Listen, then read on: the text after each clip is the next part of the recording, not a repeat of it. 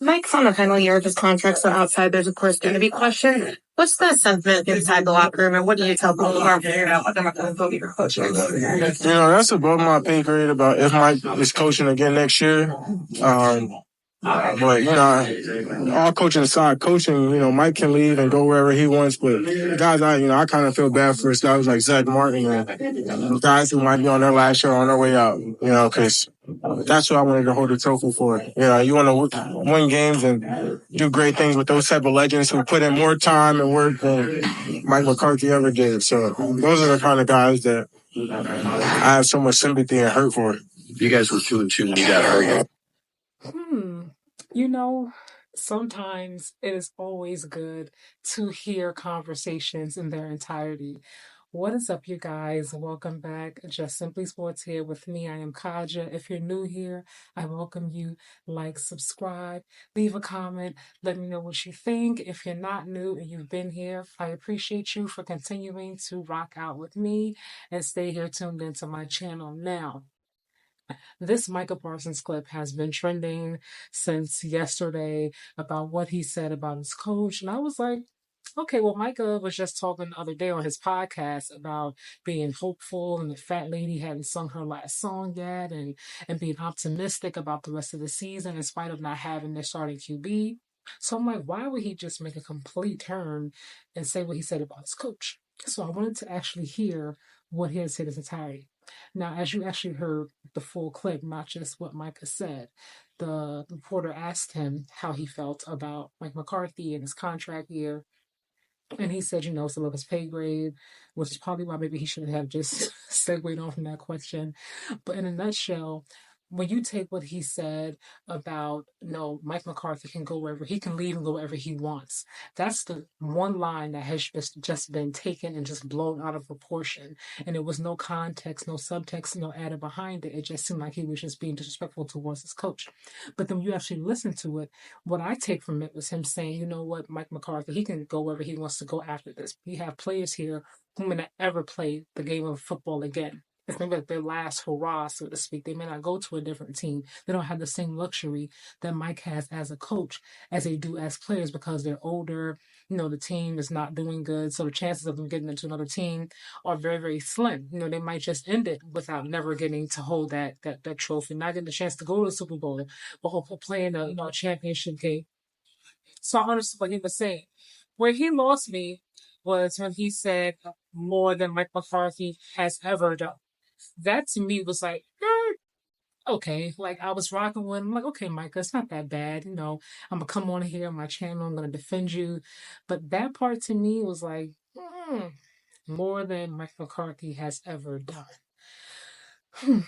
So now I'm like, maybe you were taking a dig because at first I thought you were just kind of, just saying that, he has a chance to go wherever he wants to go and still continue on living out his football dreams as a coach because obviously you can be, it seems like 85, 86 still coaching. And obviously players, their time span, their time frame, as a professional athlete is extremely short because, you get 29, they're considering you ancient. It's like, oh, he's 29, he's getting older, he's getting up there. And it's like, he's 29.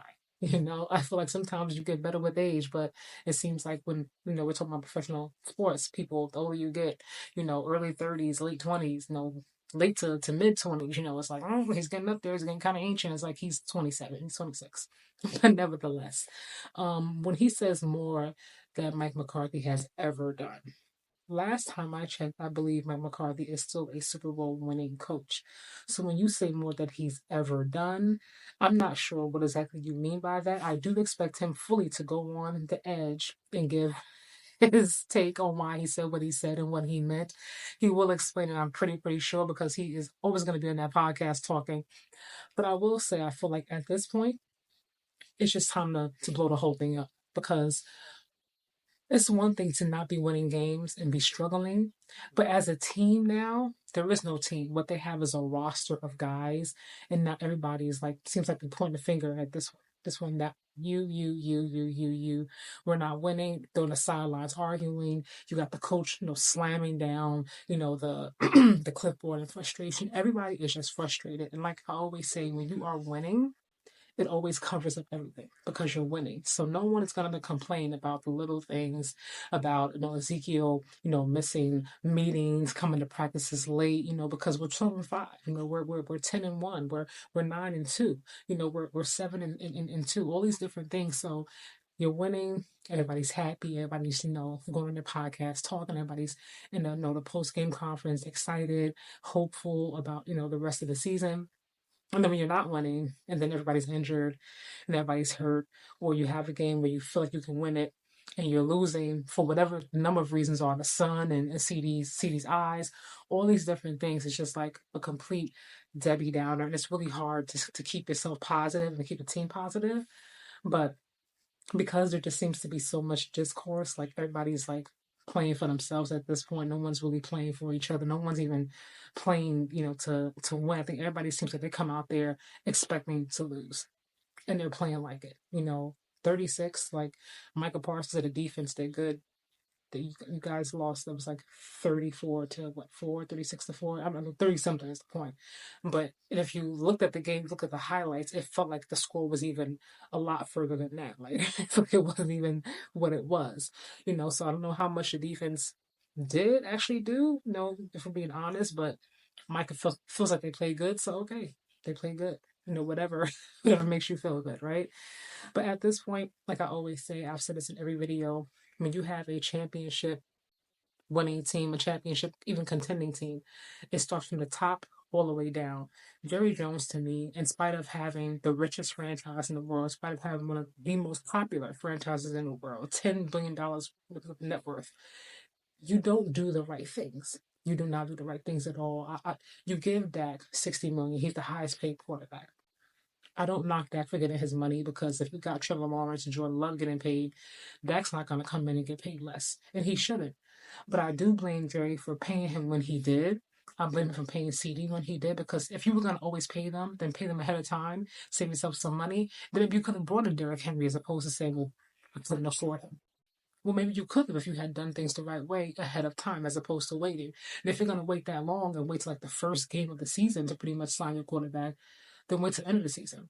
I tell you why, because I feel like Dak, will be playing a lot better if he knew that he had to play for a contract, be it in Dallas or be it someplace else outside of Dallas. Because when you have a contract year, you want to get paid. He's engaged now. He has a daughter. He has a whole family now. So he's playing for legacy, take care of his family, his help with his brother and things of that nature. You're going to make sure that you put your best effort on the field. And I'm not saying that Dak has it, but when you got a chip on your shoulders and you know that you are playing for something, you're playing to get paid, you're going to play just a little bit different. That motivation is going to be a little bit different, other than like how you already got your money. Dak's already been paid, so he knows that, hey, I'm injured now. I'm good. We're winning, I'm good. We're losing, I'm good. Either way, I'm protected. So it doesn't matter what Mike McCarthy, if he's there or not. It doesn't matter if CD's there or not. I know that I'm going to be here and I'm getting $60 million. You know what I mean? So he's safe and he's secure. But you give Dak that money and then you don't even set him up for success. You give him CD. CD is one person. These are just two people. There's no way you are going to beat a healthy contending Chiefs team. Bills, they have their issues. They're struggling with injuries as well. Who are you going to beat? The Eagles, obviously. You got the Commanders. There's so many teams. The Ravens. There's so many teams that have leveled up and continue to level up. And for whatever reason, Jerry is just stuck in being in the same place. And if you thought that 12-5 was the best, then why do you keep talking about wanting to win a Super Bowl? Because you're not doing anything that says, I want to win a Super Bowl. What you're doing is saying, I'm okay with just having a winning record and then go home and then come back the next season and do the same thing all over again. I blame Jerry. And as long as Jerry keeps doing what he's doing and going about things being stuck in his obviously antiquated mindset and way of doing things, this is never going to work. At this time, I hope that they just blow it up and just get ready for the next season, because nothing's going to happen this season. No one's on the same page from top to bottom. Bring in Bill Belichick. Bring somebody else in, because this is not going to work. What do you guys think about this whole situation? Is Micah Parsons just better off being quiet until the end of the season? Or do you feel like Michael was right? He was wrong. Do you agree with what he said? Can you kind of see his perspective in any way, shape, or form? Or you like, no, Michael, you were dead wrong. Be quiet and go have a seat. Let me know. I will see you in the next video. Thank you for watching.